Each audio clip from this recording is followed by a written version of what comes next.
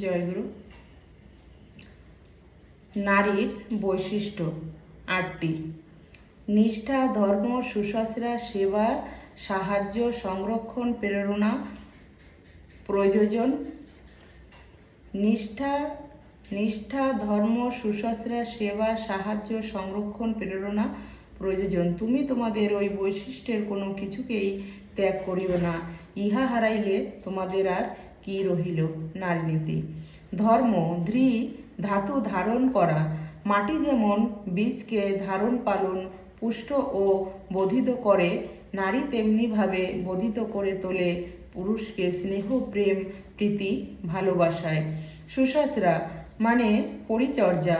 পরিশ্রান্ত ও অসুস্থ মানুষের শারীরিক ও মানসিক যন্ত্রণা লাঘবের জন্য প্রচেষ্টাকেই সুশ্রূষা বলে। নারী স্ত্রী, মাতা ও ভগ্নী রূপে সুশ্রূষা করে। কর্মে যতটা পটু হতে পারে পুরুষ তা পারে না। ওই কারণেই military, aeroplane, Sahara church, nursing home ইত্যাদি নার্সিংয়ের কাজে মেয়েরাই নিয়োজিত হয়ে থাকে।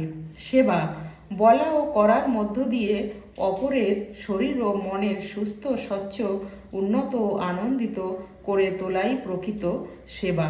সাহায্য, মানুষকে যে কোনো বিপদ আপদ ও সমস্যা থেকে মুক্ত করবার বাস্তব প্রচেষ্টার নামই সাহায্য। স্বামীর পাশে থেকে সমস্ত কাজে ও ধর্মে সহায়তা করে বলে স্ত্রীকে সহধর্মিণী বলে। সংরক্ষণ, সমগ্র রূপে রক্ষা করা, সর্বপ্রকার ক্ষয়ক্ষতি, অপচয় থেকে রক্ষা করাই সংরক্ষণ। কত অল্পে কত বেশি পোষণ করতে পারিস, গৃহিণীপানায় তুকটি এই নিচ্ছক মনে রাখিস। সুপ্রয়োজন, সন্তানের জন্ম দেওয়াই সুপ্রয়োজন। নারী প্রকৃতি 8টি বৈশিষ্ট্যের মধ্যে সুপ্রয়োজনেরই সর্বাধিক শ্রেষ্ঠ, কেননা সৃষ্টি রক্ষাই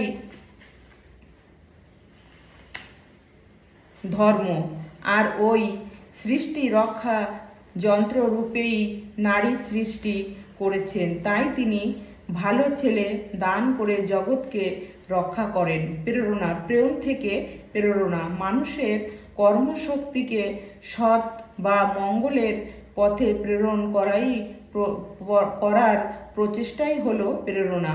মাতা রূপে পুত্রকে, ভগ্নী রূপে ভ্রাতাকে, স্ত্রী রূপে স্বামীকে উন্নতির পথে এগিয়ে দেওয়াই নারীর বৈশিষ্ট্য। সর্বকাজে প্রেরণা দিয়া সবার কর্মশক্তি বাড়ানোই হলো ধর্ম। জয়গুরু। বন্দে পুরুষোত্তম।